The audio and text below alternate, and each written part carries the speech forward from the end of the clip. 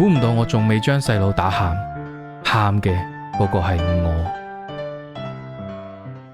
是咁的，有一日我碌下手機，見到一篇文章話暴風巨神非常之犀利，係 T0 級嘅存在，可以打贏而家嘅主流神將鯊魚，仲附埋影片教學。我心諗呢隻唔使食炒價，又可以打贏而家嘅主流，然後我就即刻將呢個資訊 send 俾師母，然後再親身走勻港九新界，結果都係揾唔到。失落而回。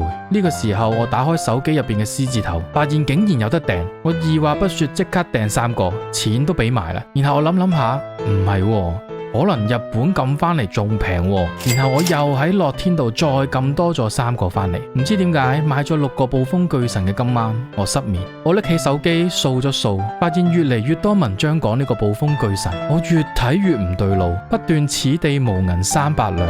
喺呢個時候，我嘅新人類反應閃過，我心入邊冒出2個字，係大步兵實。呢班人唔單止呃咗炒價，仲呃咗好多無知嘅新手。估唔到我仲未將細佬打喊，喊嘅嗰個係我。